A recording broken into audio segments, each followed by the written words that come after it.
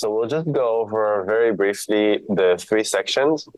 The first and second section need to be super brief. So the only aim for these two sections is to get you thinking about what we've done in the first assignment. So in the first assignment, you were very focused on your own team, just getting things done for your own hypotheses. But here I am asking you to go and see what the other teams have done. So, okay. And so here we have course exercise insights, factors impacting the charity choice, connecting the course insights to psychology literature. So what have you learned? What can we reflect on, not just from your own team, but class as a whole? I'll show you my own summary in a bit after we finish going through this. Today, I'll introduce you to Giving Multiplier. So this is a very successful charity. We'll see Joshua Green, famous social psychologist, introduce the charity to you based on his interview to Giving What We Can. So I'll ask you to analyze a little bit, have a look, make sure that you understand how Giving Multiplier works, so that you'll have a tool for you to understand a little bit better what does it mean to take psychological factors and turn them into something that works in real life. So to me, Giving Multiplier is an ultimate bridge between scientific knowledge and practical doing good in the real world. And then finally, the core of this exercise is the third chapter. So chapter 1 and 2, do this very, very briefly. I just want to see that you went through things and reflected a little bit. Don't overthink this. Don't write too much. Focus your energy on the third chapter. And this is where I'm asking you to design your own tool or charity. Have a look at what Giving Multiplier did, what Clear Thinking did. Have a look at the resources from charity entrepreneurship, and then just design this as if you're pitching this to a charity funder like charity entrepreneurship or EA funding. So what is the overview, the aims and the goals? Who are the stakeholders? Who is involved? What is the required team? Just try to make this as simple and straightforward as possible. What would this look like? What is the design? What are the elements required? What is needed in order to set this up? Make this as easy as possible for laypersons to understand this. How does this apply scientific principles? How does this use behavioral science? Setting up, assume, let's say, for example, that you got funding for a team to start working and you've got a funding of 100,000 Hong Kong dollars and you start working in January 2025. So under these assumptions, what would the first year look like? What does it, what is the process required in order to set up the charity of the tool? You don't need to go into a lot of details, but I think the most important aspect is clarity, so that it's very, very clear, how does this start? What's needed from zero to a working stage? Then I'm asking you to make a few predictions, just like we did last week, with well-calibrated quantification, estimation of performance. So what would you expect? So I think Giving Multiplier was not expecting the kind of success that they had. So they were aiming for something very simple, a few tens of thousands of dollars donated, but they surpassed, I think, 1 million already within the first year. And since then, they've been doing really well. So what do you predict the performance of something like this would be? What is the scope and the scale that if you start in January 2025, and if you have 1 year staff and 100,000 Hong Kong, what do you think will happen? And then I'm asking you to predefine the measures for success and predefine the measures for failure. Maybe try and think how to overcome these, what is to do in order to guarantee success of this charity. So all these are very basic things when you ask for funding or when you set up a charity, or if you want to even do a for-profit. These are very basic things to get you to think about the organization. So that's a very brief overview of what's expected in this task. really, it's not about creativity. It's not about who has the boldest idea. It's mostly about reflection, integration. So being able to see that you've learned something from this course, that you've learned something from the last task, that you've been able to seek out information, look at how effective altruism does its stuff, and then to implement this into something that makes sense, something that looks doable, something that connects what we do in academia to real life. Okay, so now that we took care of this template, Christy helped us to rank the effects of the previous task. So we have some insights. So if you open this link, and it's within the template, you'll see the link to this here. Yeah. So you see the Christie's sheet, Google Sheet is linked from here. So if you open that, you'll see that what we did is that we took all the effects. So these are the hypotheses. This is the effect names. These were the predictions. These were the actual effect sizes. So we're talking about Cohen's d or Hedges G. Then what I did in this column, I'll just try and make this a little bit bigger. Yeah. What I did in this column is to just turn this into an absolute effect. So it doesn't matter if it's like positive or negative, if it went in the expected direction or not. I just turn this into a positive one, and then I just rank them according to which ones are the strongest. But you can see that the first three are just like this very, very strong risk aversion. So people definitely, by far, prefer certainty and a very, very large effect. All sorts of other insights from different teams. So, for example, information sharing seems to be high there. People want reputation, so higher reputation. It seems like people really care across different factors about neglectedness. So if there's something that's very heavily researched, and then there's lots of charities there, then they would try and focus their energy on the ones that receive less donation, receives less attention, and all of that. There also seems to be a lot of me bias. So whether I have a personal experience to this, or my member of family or people that I know have something to do with this charity or the cause that they care about. There's a lot of things like I want it to focus on things that are around me. So if I'm in the US, I want this to be US based. What else is in there? Something that went against. So you can see over here whether it was supported or not. So here's an example for a strong effect that went opposite to what we thought, what I interpreted from the teams. So for example, we thought that maybe people would like to donate to what other people have donated before. So if we have one charity that received X donation and another charity that received 10 times the donation, that people would rather go to the 10 times more. So, it's just like social proof or going in the direction where everybody is going. But it seemed to go counter to our predictions. So actually people would rather give the charities that did not get a lot of funding. So that's an interesting one. People prefer to donate to charities that they're members of, and so forth and so forth. So this is a good summary of all of the class exercise from all the teams together, just bringing the insights to you. Because many of these effects have not been researched well in the literature, so this is an opportunity for you to look at this, see if there's something inspirational here for you, if there's something that you think that we can build on, and then use this in your own exercises. So these are the insights, the way that I understand them. At least the strongest effects that we have are mostly about in terms of preferences. People are really risk averse. They like neglectedness, things that have been neglected so far. So for example, one of the things that you can do if you want to nudge or if you want to get people to form an intervention to get people to donate more, you can think, okay, if people are really risk averse, perhaps if I frame certain things, so for example, if I frame effectiveness as being less risky, perhaps that would be a sign for people to go in that direction.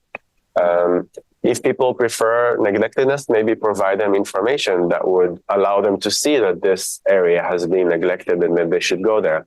maybe have some way of comparing between charities on neglectedness, giving that kind of information, and then prompting people to move toward the neglected area to have a bit more balance between these two. It seems like people want information, but there is a caveat to this because they don't actually want to read this. They just want to know that the information is out there. So somebody else, the experts or the other charities will do this, but they don't want to invest the effort in actually reading this. So they want charities to have as much transparency, as much information as possible, but they don't want to be the people that actually need to read this. So that's like an interesting aspect that you can try and think, how do I build on this? What should I do? There is a bias, that is the me bias, the personal connection bias, the in-group bias, the proximate. I want things to be around me or the communities around me. So try and think, what is a good way to do this? For example, instead of in-group, I want to donate to charities that would help people around me. You could use in-group to say, for example, experts in the US or experts around me recommend donating to charities far away. So you can frame in-group in many different ways. It could be in-group about helping people around me, maybe not that needed if we're in a well-developed economy, but it could be in-group like, I rely on experts that are around me. I trust the opinion of people around me, and so forth. Also, easy is better. So the easier that you make things, the less effort involved. So whenever there is friction in the decision, you would want to remove that friction to make it as easy as possible for people to make the right decision to go towards the more effective charity.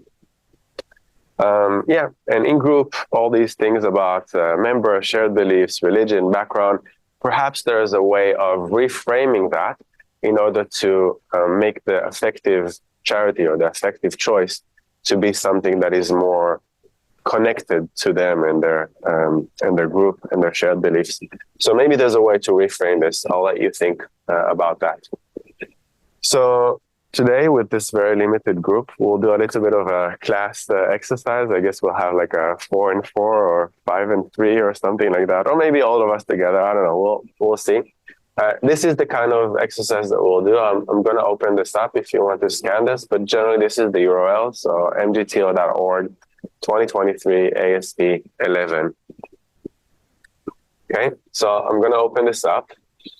Yesterday we ran this and some very interesting ideas came up. So if you go to that, you can see the Wednesday session here. You can see some of the ideas by others. We took this in all sorts of very different directions, and we're going to do the same today. So what happens in this exercise? First, you'll write your names. The general task is as follows. We're going to brainstorm some ideas. We're going to model this after giving Multiplier. So I'm asking you for something very simple. I'm asking you for something that is online. It's a website. No need for like complex charities about going to Africa or anything like that. Something that we can set up with a good web designer and some basic skills, but it needs to have a good idea. So the first thing is that it's an online website tool. And the second thing is that it needs to be self-sustaining. So don't assume that somebody is going to keep injecting money. I don't know, Warren Buffett is going to keep giving you millions. Don't assume that. Build a model where the charity can make money or receive donations in order to sustain itself and the focus that it's on. We'll see how Giving Multiplier does this. They were able to strike even. So they don't need anything aside from donors coming to the websites and donating the way that they would, even though they have some very complex matching fund. So how do they do the matching? Who gives the matching? What did they do in order to build this? So just think about online website tool and something that seems to be self-sustaining. You can use any of the knowledge. So think about everything that we've talked about in the class, comparing charities, class discussions, the giving game that we had, so forth. One important, so in each, we're a very small group. So in each group, we'll have like one person whose role will be to like document the class discussion as much as possible. When the others should just like discuss. So not so much using the laptops, but just like throw out ideas, as many ideas as possible, in order to get things going, in order to have more to choose from for the task. So this is how it's going to look. We're going to do 2 sessions of 10 minutes. So you'll do 10 minutes, and then we'll do a pause.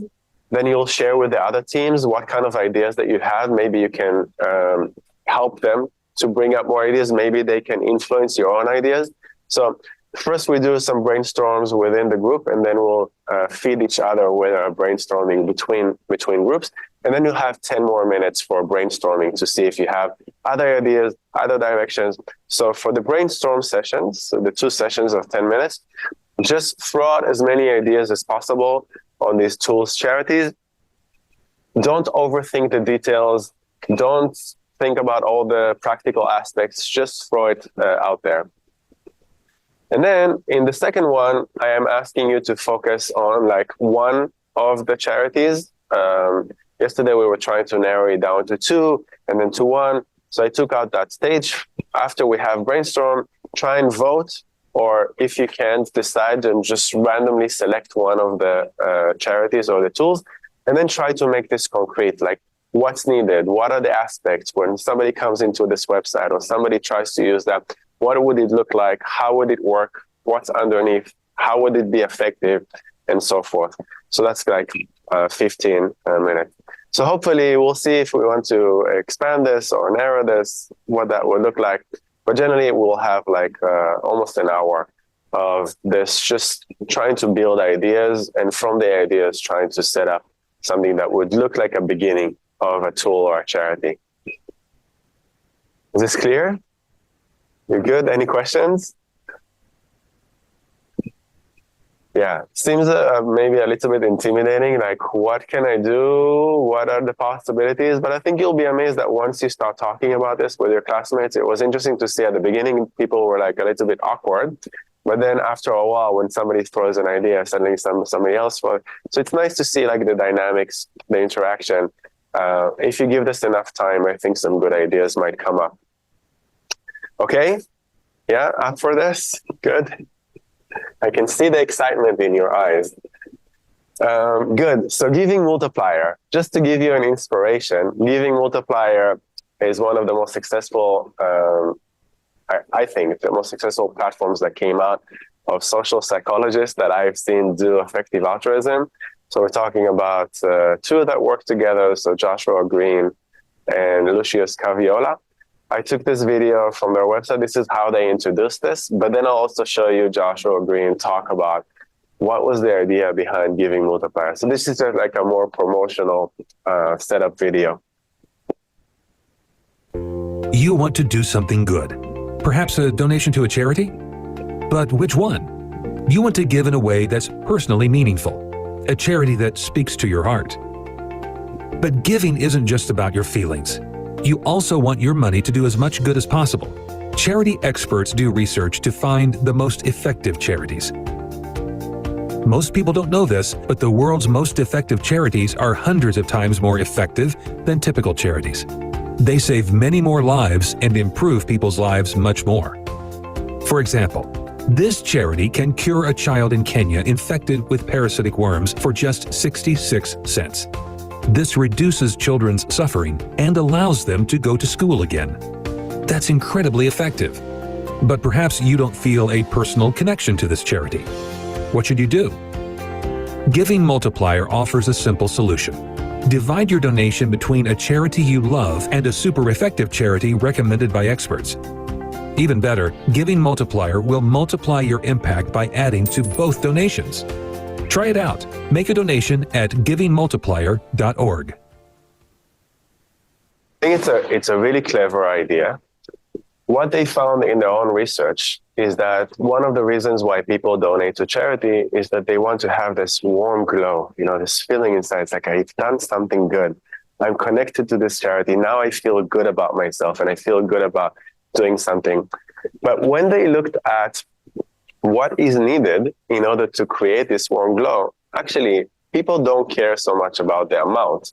So if they have $10 or they do $100, they still get almost the same amount of warm glow from that. So they thought, how about if somebody wants to donate or has a certain amount of money that they want to donate, we're going to give them that warm glow.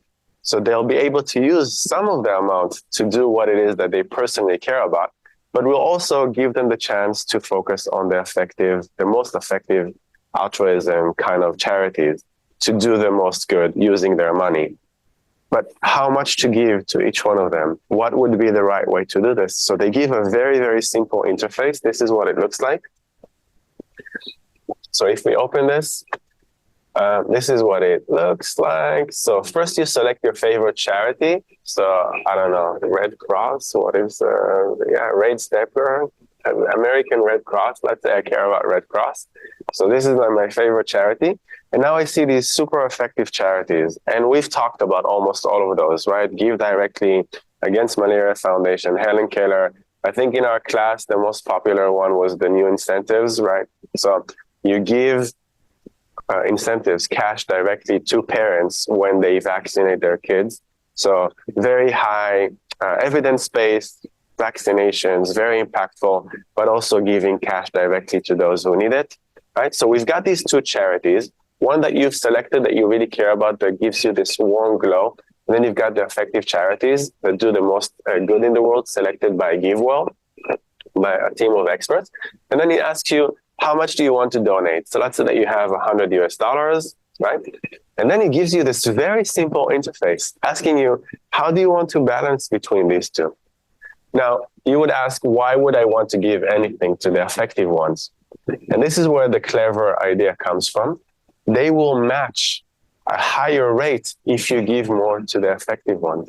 So you can see the matching rate is 40%. So if you keep this at 50-50, they will match 40%. If you increase the effective ones, you see that the matching actually goes up. So this is how they play with this. So if you don't give, if you give most of this to what gives you the warm glow, then you would get only a matching of 8%.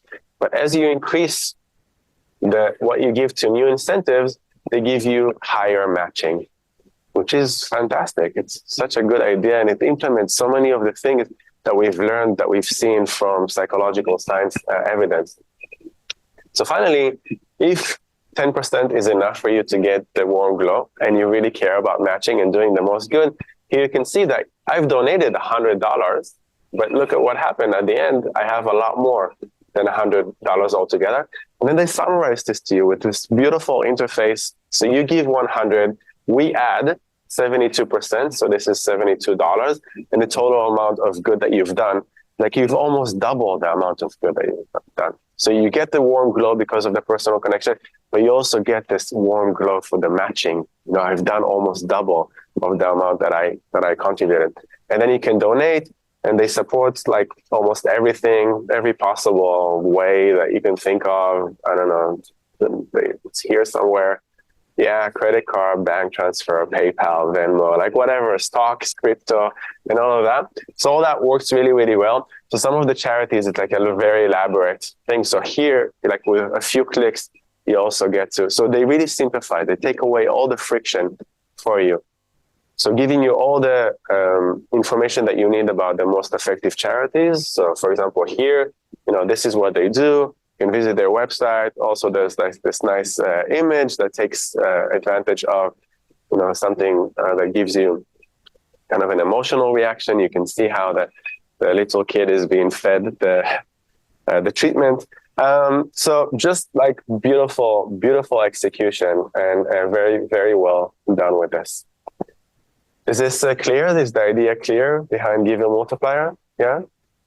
Okay, so let's hear a little bit from Josh Green about what's behind this, what did they think, what was the aim with this? So you go to givingmultiplier.org, and after you get a little bit of an explanation about what the thing is all about, the first thing you do is pick a charity that speaks to your heart, one of your personal favorites, right? And then the next thing you do is you get a list of highly effective charities that have been evaluated and endorsed by organizations like GiveWell, which focuses on finding the best charities for global health and poverty, Animal Charity Evaluators that works on animal charities to reduce animal suffering, and Founders Pledge also has provided evidence for, in particular, I think, our climate change charity that we're supporting. So you get one of these 9 highly effective charities that serve different causes, and you get little explanations about each of those and what they do and why it's important, and you pick one of those. So now you've got your 2 charities, the one you picked and the one you took from our list, and then you decide how much you want to give and how you want to divide your gift between those 2. And the more you give to the highly effective charity that we recommended, the higher the matching rate. But whatever you do, as long as you give at least 10% to one of the charities that we picked, you get an additional bonus added on top of both donations. And then after you've made your donation, you have the opportunity to pay it forward and support the system so that other people can do what you just did. That's really fantastic. Can you tell me a bit more about the research that led to Giving Multiplier's development? So for a while, I and others in my lab have been trying to understand, what does it take to persuade people to give more effectively when they're making charitable donations.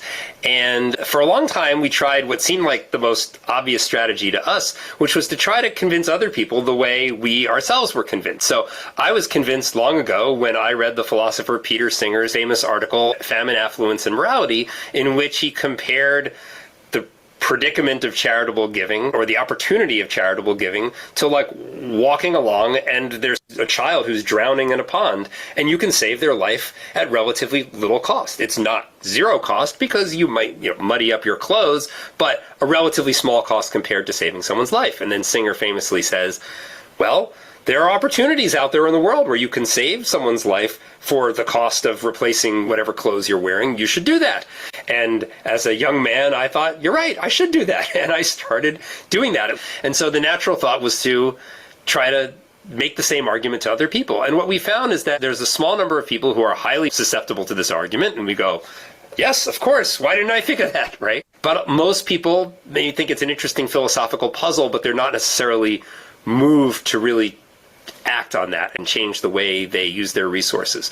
And so recently, working with Lucius Caviola, who's my collaborator and the lead on all of this research, we had a different idea, which is instead of trying to persuade people, instead of doing what you're doing, give to the most effective charities, the ones that pull the most children out of the metaphorical drowning pond. We had this simple idea, which is just instead of telling people to do that instead of what they're doing, say, why don't you do both? Why don't you pick a charity that you love, that really speaks to you? Maybe it's something, related to poverty or children, in your neighborhood or who are like you in some way. But then also look at the research and choose a charity that is likely to do an enormous amount of good with relatively little money. And so we presented this in experiments to people, and what we found was that a lot of people were very happy to make this kind of split donation, where they pick one that speaks to their heart, and they pick one that makes sense to their heads based on their understanding of the research, and they're willing to do that.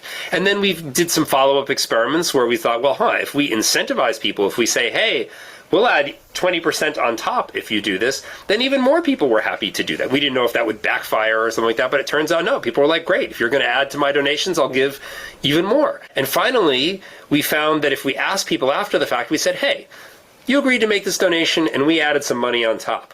Would you take some of what you gave and contribute it to a fund, which would then pay for matching funds for other people, so you can pay it forward just the way you got these extra bonus dollars for your donation? Would you give some bonus dollars to somebody else?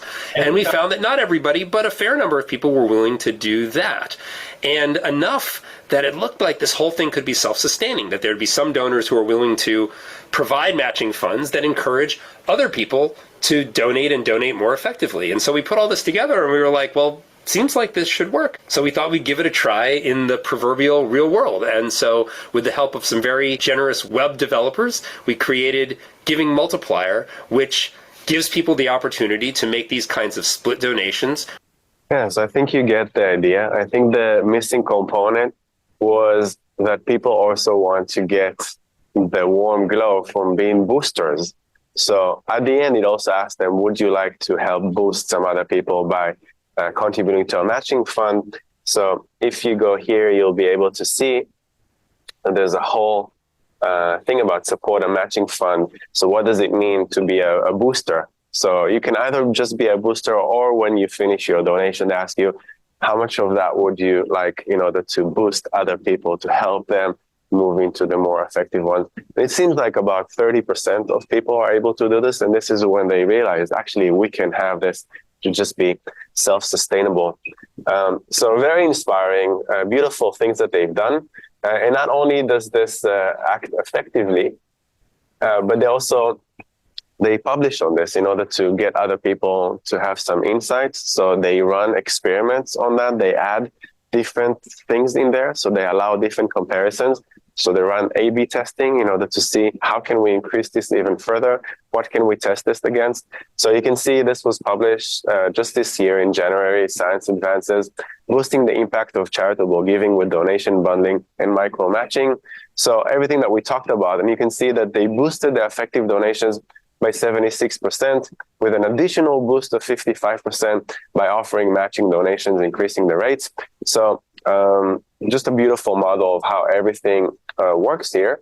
And they have some really interesting stats there. One of the basic randomized control trials that they ran, which they talk about in this article, is just like no bundling with bundling. And it seems like when you give people the option to bundle their personal favorites with effective ones, you really boost the effectiveness of things altogether. But they also ran other things. So for example, here on the right, they gave people the option to choose between their personal favorites, the most popular ones, and then the most effective ones. And then they tried to see how people will donate, what would be the boost based on that. And it really seems like the favorite effective bundle is performing the best across all of these, the two experiments that they gave. So if you want to learn more about this, you can read the article. It's in your template. There are 2 more videos with Joshua Green. I think there's also a piece by Lucius Caviola, just summarizing their insights, what it is that they've gained from that, how they thought about this, how they keep improving that. So hopefully this will be like an inspiration to you in your tasks. I think it's time for us to try, see what we can come up with in a little bit of brainstorming. So I'm going to separate you into 2 groups, I think, if that's okay. In the template, there are a few sections. Just choose one, write the names of the teams. If there's more than one team, just write which teams, add your details in there, and then maybe choose one person that will be more of like the writer that will help like document things. And then once you're ready, we'll get started with the brainstorming, the first session. I think you had a little bit of a taste of what does it mean to shift from an academic mindset of like a cool experiment with comparing charity A to charity B to thinking of what would be like a very simple practical use of some of that. So some things are not that easily translatable from one thing to another. So I feel like in academia, we really focus on okay, here's a cool experiment, let's run some participants, but how do we use this? How do we leverage this? So the aim was really like in the first part, in the first assignment, was to activate more of the academic mindset. And the second one is to get you to try and translate this a little bit. And I think, I don't know what you're going to do in your next stage, but I feel like the second one will be probably closer to that, right? Real world, what's happening out there, real people, real solutions. But we do need to leverage what it is that we've learned in the classroom, learned in the course, did research on. So I like it that we can combine. It's really interesting to hear you talk about this. I know it doesn't come easily, but I feel like once you get things started, a flow starts in, and then a couple of good ideas, and then you can try and test things out, see where it goes, and then build into something that would look like a solution. So I'm looking forward to seeing where you're going to take this with your second assignment. I know you're mixed teams, but you can decide whether to use something from today or not. It's completely up to you. I'm also okay with more than one team using a similar idea. So wherever direction you want to go with, I just want to see really the link between what we've learned in the course and something that is practical. Okay? Yeah.